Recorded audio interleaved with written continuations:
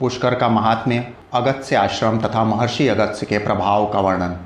भीष्म जी ने कहा, ब्राह्मण, अब आप मुझे यह बताने की कृपा करें कि वेद वेत्ता ब्राह्मण तीनों पुष्करों की यात्रा किस प्रकार करते हैं तथा उसके करने से मनुष्यों को क्या फल मिलता है। पुलत्स्य जी ने कहा, राजन, अब एकाग्र चित्त होकर तीर्थ सेवन से महान फल का श्रवण करो। जिसके हाथ पैर और मन संयम में रहते हैं तथा जो विद्वान, तपस्वी और कीर्तिमान होता है वही तीर्थ सेवन का फल प्राप्त करता है। जो प्रतिग्रह से दूर रहता है, किसी का दिया हुआ दान नहीं लेता, प्रारब्धवश जो कुछ प्राप्त हो जाए उसी से संतुष्ट रहता है तथा जिसका अहंकार दूर हो गया है, ऐसे मनुष्य को ही तीर्थ सेवन का पूरा फल मिलता है। राजेंद्र, जो स्वभावतः क्रोधहीन, सत्यवादी, दृढ़तापूर्वक उत्तम व्रत का पालन करने वाला तथा संपूर्ण प्राणियों में आत्मभाव रखने वाला है, उसे तीर्थ सेवन का फल प्राप्त होता है। यह ऋषियों का परम गोपनीय सिद्धांत है। राजेंद्र, पुष्कर तीर्थ करोड़ों ऋषियों से भरा है। उसकी लंबाई 2.5 योजन और चौड़ाई आधा योजन है। यही उस तीर्थ का परिमाण है। वहाँ जाने मात्र से मनुष्य को राजसूय और अश्वमेध यज्ञ का फल प्राप्त होता है। जहाँ अत्यंत पवित्र सरस्वती नदी ने ज्येष्ठ पुष्कर में प्रवेश किया है, वहाँ चैत्र शुक्ला चतुर्दशी को ब्रह्मा आदि देवताओं, ऋषियों, सिद्धों और चारणों का आगमन होता है। अतः उक्त तिथि को देवताओं और पितरों के पूजन में प्रवृत्त हो मनुष्य को वहाँ स्नान करना चाहिए। इससे वह अभय पद को प्राप्त होता है और अपने कुल का भी उद्धार करता है। वहाँ देवताओं और पितरों का तर्पण करके मनुष्य विष्णु लोक में प्रतिष्ठित होता है। ज्येष्ठ पुष्कर में स्नान करने से उसका स्वरूप चंद्रमा के समान निर्मल हो जाता है तथा वह ब्रह्मलोक एवं उत्तम गति को प्राप्त होता है। मनुष्य लोक में देवादिदेव ब्रह्मा जी का यह पुष्कर नाम से प्रसिद्ध तीर्थ त्रिभुवन में विख्यात है। यह बड़े बड़े पातकों का नाश करने वाला है। पुष्कर में तीनों संध्याओं के समय प्रातः काल, मध्याह्न और सायंकाल में 10,000 करोड़ तीर्थ उपस्थित रहते हैं तथा आदित्य, वसु, रुद्र, साध्य, मरुदगण, गंधर्व और अप्सराओं का भी प्रतिदिन आगमन होता है। वहाँ तपस्या करके कितने ही देवता, दैत्य और ब्रह्मर्षि दिव्य योग से संपन्न एवं महान पुण्यशाली हो गए। जो मन से भी पुष्कर तीर्थ के सेवन की इच्छा करता है, उस मनस्वी के सारे पाप नष्ट हो जाते हैं। महाराज, उस तीर्थ में देवता और दानवों के द्वारा सम्मानित भगवान ब्रह्मा जी सदा ही प्रसन्नतापूर्वक निवास करते हैं। वहाँ देवताओं और ऋषियों ने महान पुण्य से युक्त होकर इच्छा अनुसार सिद्धियाँ प्राप्त की हैं। जो मनुष्य देवताओं और पितरों के पूजन में तत्पर हो, वहाँ स्नान करता है, उसके पुण्य को मनीषी पुरुष अश्वमेध यज्ञ की अपेक्षा 10 गुना अधिक बतलाते हैं। पुष्करारण्य में जाकर जो एक ब्राह्मण को भी भोजन कराता है, उसके उस अन्न से 1 करोड़ ब्राह्मणों को पूर्ण तृप्तिपूर्वक भोजन कराने का फल प्राप्त होता है तथा उस पुण्य कर्म के प्रभाव से वह इहलोक और परलोक में भी आनंद मनाता है। अन्न न हो तो शाक, मूल अथवा फल, जिससे वह स्वयं जीवन निर्वाह करता हो, वह दोष दृष्टि का परित्याग करके श्रद्धापूर्वक ब्राह्मण को अर्पण करे। उसी के दान से मनुष्य अश्वमेध यज्ञ का फल प्राप्त करता है। ब्राह्मण, क्षत्रिय, वैश्य अथवा शूद्र सभी इस तीर्थ में स्नान, दान आदि पुण्य के अधिकारी हैं। ब्रह्मा जी का पुष्कर नाम सरोवर परम पवित्र तीर्थ है। वह वानप्रस्थियों, सिद्धों तथा मुनियों को भी पुण्य प्रदान करने वाला है। परम पावन सरस्वती नदी पुष्कर से ही महासागर की ओर गई है। वहाँ महायोगी आदिदेव मधुसूदन सदा निवास करते हैं। वे आदि वाराह के नाम से प्रसिद्ध हैं तथा संपूर्ण देवता उनकी पूजा करते रहते हैं। विशेषतः कार्तिक की पूर्णिमा को जो पुष्कर तीर्थ की यात्रा करता है, वह अक्षय फल का भागी होता है, ऐसा सुनने में आया है। कुरुनंदन, जो सायंकाल और सवेरे हाथ जोड़कर तीनों पुष्करों का स्मरण करता है, उसे समस्त तीर्थों में आचमन करने का फल प्राप्त होता है। स्त्री हो या पुरुष, पुष्कर में स्नान करने मात्र से उसके जन्म भर का सारा पाप नष्ट हो जाता है। जैसे संपूर्ण देवताओं में ब्रह्मा जी श्रेष्ठ हैं, उसी प्रकार सब तीर्थों में पुष्कर ही आदि तीर्थ बताया गया है। जो पुष्कर में संयम और पवित्रता के साथ 10 वर्षों तक निवास करता हुआ ब्रह्मा जी का दर्शन करता है, वह संपूर्ण यज्ञों का फल प्राप्त कर लेता है और अंत में ब्रह्मलोक को जाता है। जो पूरे 100 वर्षों तक अग्निहोत्र करता है और कार्तिक की एक ही पूर्णिमा को पुष्कर में निवास करता है, उन दोनों का फल एक सा ही होता है। पुष्कर में निवास दुर्लभ है। पुष्कर में तपस्या का सुयोग मिलना कठिन है। पुष्कर में दान देने का सौभाग्य भी मुश्किल से ही प्राप्त होता है तथा वहाँ की यात्रा का सुयोग भी दुर्लभ है। वेद वेत्ता ब्राह्मण ज्येष्ठ पुष्कर में जाकर स्नान करने से मोक्ष का भागी होता है और श्राद्ध से वह पितरों को तार देता है। जो ब्राह्मण वहाँ जाकर नाम मात्र के लिए भी संध्योपासन करता है उसे 12 वर्षों तक संध्योपासना करने का फल प्राप्त हो जाता है। पूर्व काल में ब्रह्मा जी ने स्वयं ही यह बात कही थी। जो अकेले भी कभी कभार पुष्कर तीर्थ में चला जाए उसको चाहिए कि विझारी में पुष्कर का जल लेकर क्रमशः संध्या वंदन कर ले। ऐसा करने से भी उसे 12 वर्षों तक निरंतर संध्योपासन का फल प्राप्त हो जाता है। जो पत्नी को पास बिठाकर दक्षिण दिशा की ओर मुख करके गायत्री मंत्र का जप करते हुए वहाँ तर्पण करता है उसके उस तर्पण द्वारा 12 वर्षों तक पितरों की पूर्ण तृप्ति बनी रहती है। फिर पिंडदान पूर्वक श्राद्ध करने से अक्षय फल की प्राप्ति होती है। इसलिए विद्वान पुरुष यह सोचकर स्त्री के साथ विवाह करते हैं कि हम तीर्थ में जाकर श्रद्धापूर्वक पिंडदान करेंगे। जो ऐसा करते हैं उनके पुत्र, धन, धान्य और संतान का कभी उच्छेद नहीं होता। यह निसंदिग्ध बात है।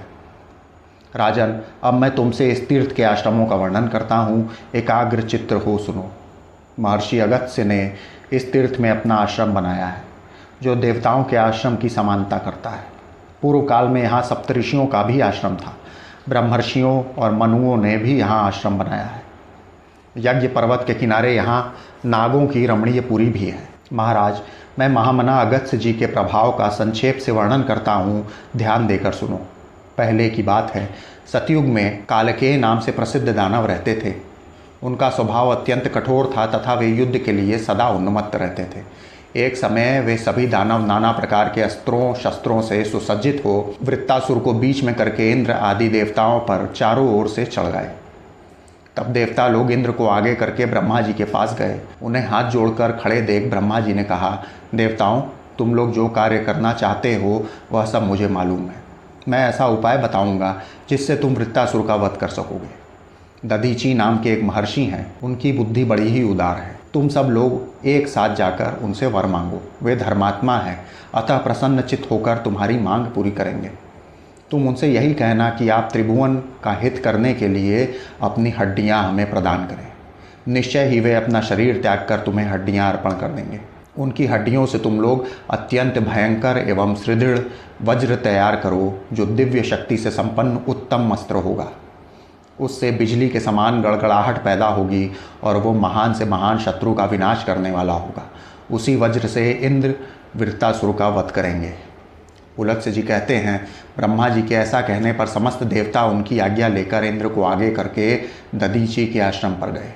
वह सरस्वती नदी के उस पार बना हुआ था। नाना प्रकार के वृक्ष और लताएं उसे घेरे हुई थी। वहाँ पहुंचकर देवताओं ने सूर्य के समान तेजस्वी महर्षि दधीची का दर्शन किया और उनके चरणों में प्रणाम करके ब्रह्मा जी के कथनानुसार वरदान मांगा। तब दधीची ने अत्यंत प्रसन्न होकर देवताओं को प्रणाम करके यह कार्य साधक वचन कहे, अहो, आज इंद्र आदि संपूर्ण देवता यहाँ किस लिए पधारे हैं? मैं देखता हूँ आप सब लोगों की कांति फीकी पड़ गई है। आप लोग पीड़ित जान पड़ते हैं। जिस कारण से आपके हृदय को कष्ट पहुँच रहा है उसे शांतिपूर्वक बताइए। देवता बोले, महर्षि, यदि आपकी हड्डियों का अस्त्र बनाया जाए तो उससे देवताओं का दुख दूर हो सकता है। दधीची ने कहा, देवताओं, जिससे आप लोगों का हित होगा वह कार्य मैं अवश्य करूँगा। आज आप लोगों के लिए मैं अपने इस शरीर का भी त्याग करता हूँ। ऐसा कहकर मनुष्यों में श्रेष्ठ महर्षि दधीची ने सहसा अपने प्राणों का परित्याग कर दिया। तब संपूर्ण देवताओं ने आवश्यकता के अनुसार उनके शरीर से हड्डियाँ निकाल लीं। इससे उन्हें बड़ी प्रसन्नता हुई और वो विजय पाने के लिए विश्वकर्मा के पास जाकर बोले, आप इन हड्डियों से वज्र का निर्माण कीजिए। देवताओं के वचन सुनकर विश्वकर्मा ने बड़े हर्ष के साथ प्रयत्नपूर्वक उग्र शक्ति संपन्न वज्रास्त्र का निर्माण किया और इंद्र से कहा, देवेश्वर, यह वज्र सब अस्त्र शस्त्रों में श्रेष्ठ है। आप इसके द्वारा देवताओं के भयंकर शत्रु वृत्तासुर को भस्म कीजिए। उनके ऐसा कहने पर इंद्र को बड़ी प्रसन्नता हुई और उन्होंने शुद्ध भाव से उस वज्र को ग्रहण किया।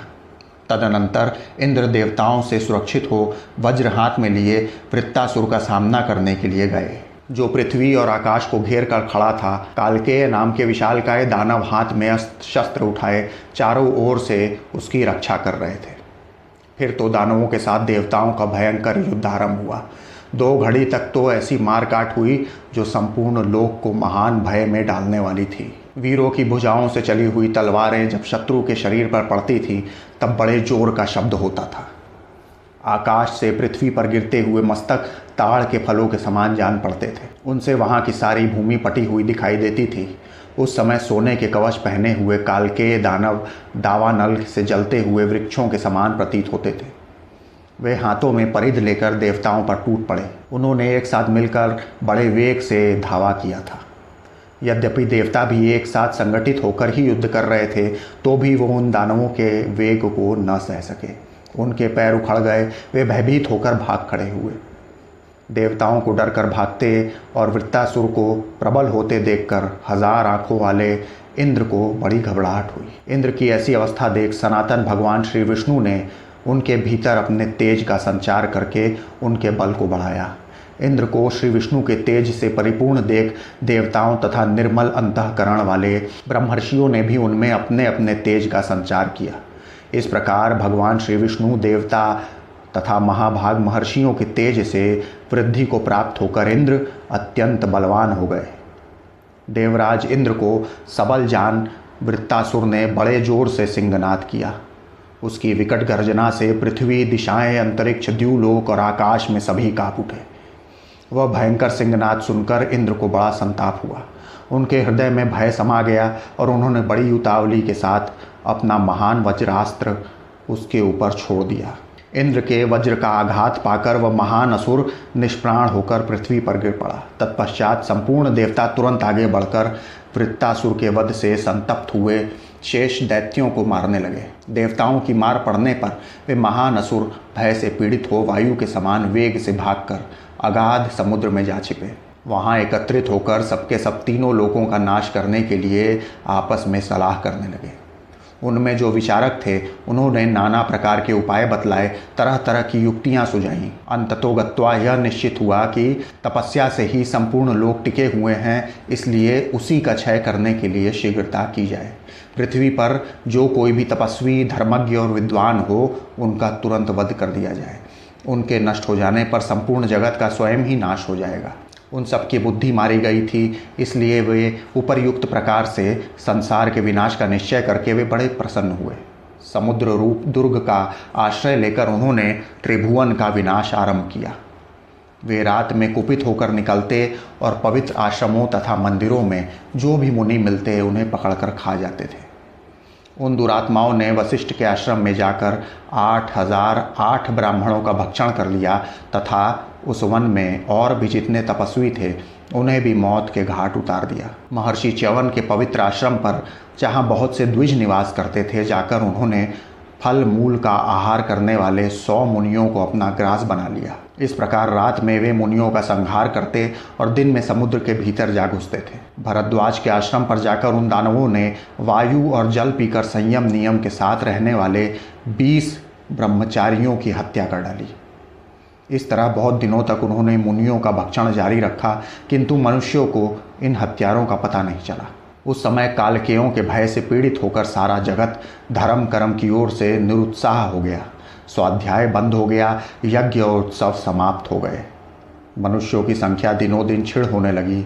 वे भयभीत होकर आत्मरक्षा के लिए 10 दिशाओं में दौड़ने लगे। कोई द्विज गुफाओं में छिप गए, दूसरों ने झरनों की शरण ली, कितनों ने भय से व्याकुल होकर प्राण ही त्याग दिए।